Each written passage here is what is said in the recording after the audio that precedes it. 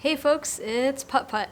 So yesterday, February 2nd, the Garmin inReach Mini 2 just came out, and I was kind of curious about what the differences were between the Garmin inReach Mini, the original, and the new Mini 2. I wanted to see what the differences are and consider should I be thinking about upgrading.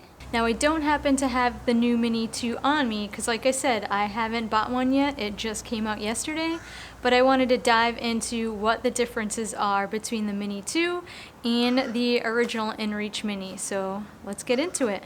The new Mini 2 has a USB-C charging port, whereas the original Mini has that micro USB charging port. I think moving to the USB-C charging port was a great idea. It seems like a lot of devices are moving to that, and it is nice to just have one type of charging port so you can use similar cables for all your devices. Now switching to that USB-C, is that going to make me run out and get the newest Garmin inReach Mini? Probably not. The Garmin inReach Mini 2 is also supposed to be easier to use independently of your smartphone. The display and the menu between the original inReach Mini and the new Mini 2 are supposed to be similar in that they both have scrolling options. However, the Mini 2 is supposed to be a little easier to use, similar to a Garmin watch. Now, I don't happen to have a Garmin watch, so I don't really know what that means. But for those of you out there that do have a Garmin watch, perhaps using the new Mini 2 would be easier than the original Mini. For folks who have been able to get their hands on a new Garmin inReach Mini 2, they are finding that the new Mini 2 is a lot more intuitive to use than the old original inReach Mini, which, if that is the case, I think that is awesome because, quite frankly, the original inReach Mini is not very intuitive.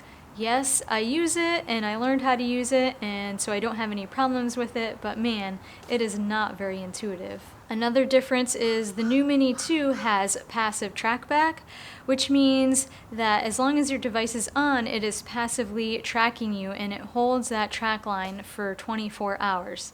So if you get kind of turned around or head the wrong way and you're like, oh crap, I went the wrong way, I need to backtrack, you can easily go back and look at that track line and make your way back to where you should be. It does hold that track for 24 hours, which is super cool. You don't need to change the settings to make it do that, it just automatically does that.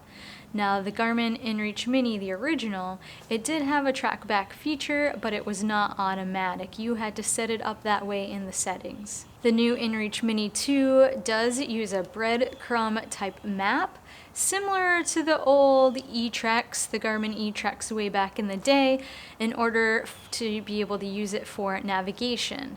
So basically you'll have like your point or a waypoint and a line which you've imported as your route. Although this isn't like a super amazing feature, it is still better than the Garmin inReach Mini, the original. Really, the original you couldn't use for navigation at all. The new Mini 2 does have an electronic compass, which I think is kind of cool. If for some reason your phone is not working, you can use the compass on your Garmin inReach Mini 2 if you needed to.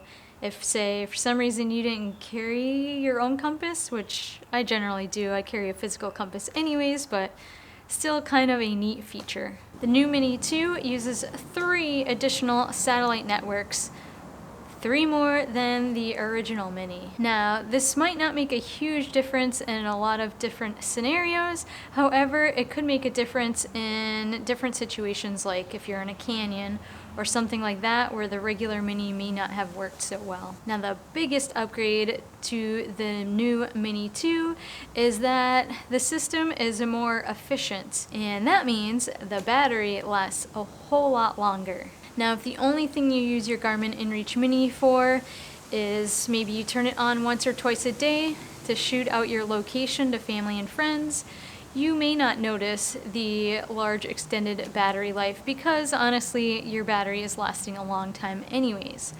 However, folks who use their Garmin inReach Mini for tracking so that it pings every 10 minutes or so, tracking your location, those folks will probably notice a big difference in the extended battery life of the new Mini 2.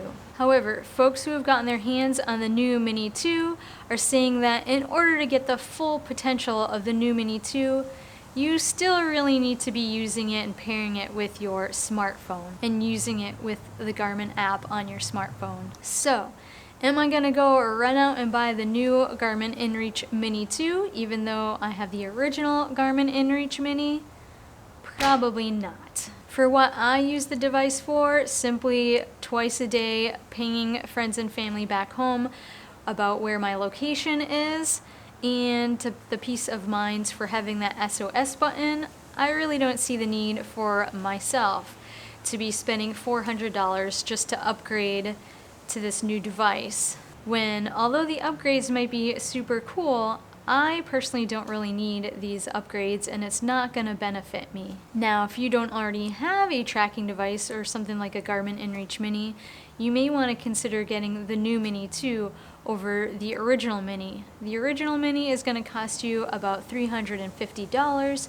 The new Garmin inReach Mini 2 is going to cost you about $400. So you're going to have to weigh out what is important to you, the $50 or these new features that the Mini 2 has. If you're going to be using your Mini for tracking, sending pings every 10 minutes or so, you may want to actually consider getting the Mini 2 because of that extended battery life.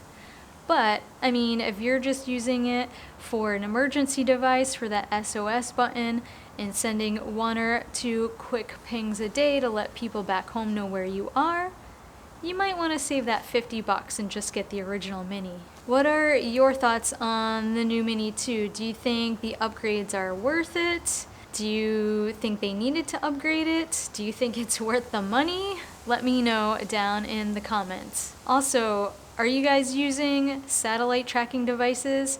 If you are, which ones are you using and what features do they have? I've been reading more and more about different devices and I'm kind of curious about what the differences are between that and what I'm already using. That is just a quick run through of the new Garmin inReach Mini 2, the features that it has, how it's different than the original Mini, and perhaps it gets you thinking about whether you want one or whether you're good with just the original Mini, or if you have the original Mini, maybe it's a good video for you to decide whether you want to upgrade or not. Hopefully it has helped at least one person out there. If this has been useful for anybody out there and you liked the video, please give it a thumbs up and please consider subscribing. I'm about to embark on a journey through hiking the Arizona Trail. If you are interested in following me on that adventure, please hit that subscribe button so you can catch in all the action. As always, thank you so much for watching and I'll see y'all in the next video.